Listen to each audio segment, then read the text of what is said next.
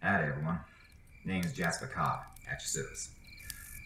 I was hired by the Green Gamer to go over the more nuanced rules of this game that he's elected to record about. So, without further ado, let's go ahead and do this. In this video, I'm going to go over more detail of the more specific cards in the Fantasy Flux game from Luna Labs. First things first, the basic rules you can see over here. The basic rules are to draw one and play one. That's about as simple as the game is going to get. After that, it is going to get so much crazier. Now, the first set of cards that he wants me to go over are the creepers. These cards right here. Now, all the creeper cards have the same rule. As soon as you draw one, you have to play it in front of you and draw a new card to replace it. However, some of them are a little more nuanced, as you could say.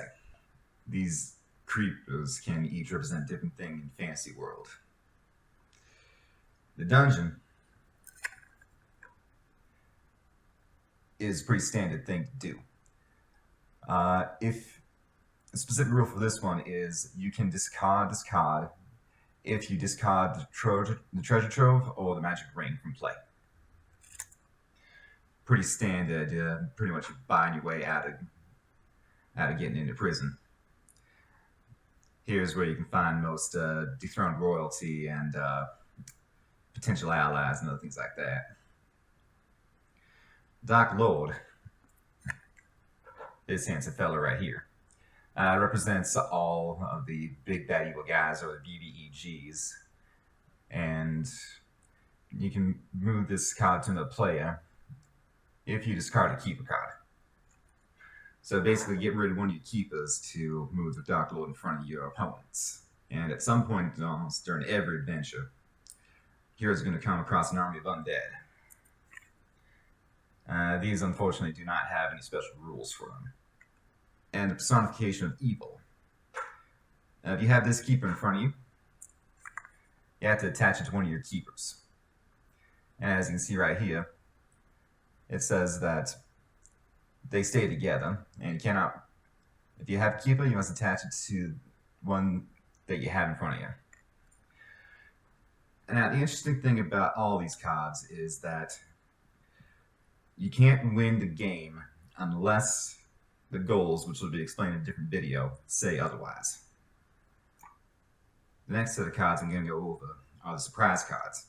Surprise cards can be things that can be heard in almost every table where people play these sort of games, like Dungeons and Dragons. Green Gamer went over the surprise cards in the main video, but this one will get a little more detailed and maybe some situations where you can play these in. Now, one of the funnest ones is the Stop That card right over here.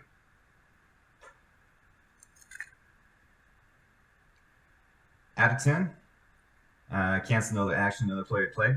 As you can see, each card has blue border signifying which cards they can mess with. So when it's not your turn, you can cancel an action another player just played. During your turn, all players must discard an action card or random card from their hands. And at any time, this card can also cancel another surprise card, which can come in very handy during some play. The next card is Veto.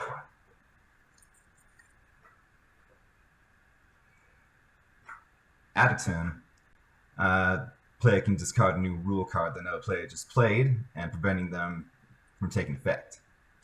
During your turn, you can discard your choice of up to 2 new rule cards currently in play, and all of them have the effect of this card can cancel any other surprise, so I won't go over that again. The next card is That's Mine. And I'm sure you've heard at least one player say that during a game. When it's not your turn, out of turn, another player can take a keeper, preventing them from winning. When it's your turn, still another player's keeping from in front of them. Lots of chaos in this game. Next card is Not My Problem. Another thing that a lot of people like to say about other players and other things. When it's not your turn, when another player draws or reveals a creeper, play in front of the player of your choice. During your turn, move a creeper from one of the other players. If it's attached, detach it and attach it to a keeper of your choice. So, for example, if, let's say, Dark Lord was just revealed and played, I can play Not My Problem, and I can play in front of another player to hopefully prevent them from winning. And lastly, cancel plans. Much like the one thing that all players fear the most is when plans of playing a game get canceled. I'm sure all my D&D players can relate to that. And people who don't play TTRPGs, tabletop role-playing games, and just laugh in general. Cancel plans. Add a turn, discard a goal card that another player just played, preventing them from winning. During your turn, discard the current goals. Also, other players must discard a goal card or a random card from their hands. Now, the farther we get into these supplemental videos, the longer they're going to be. So I think for right now, I'm going to stop here and let you guys all digest the first few cards of the game. And until next time, have a nice day.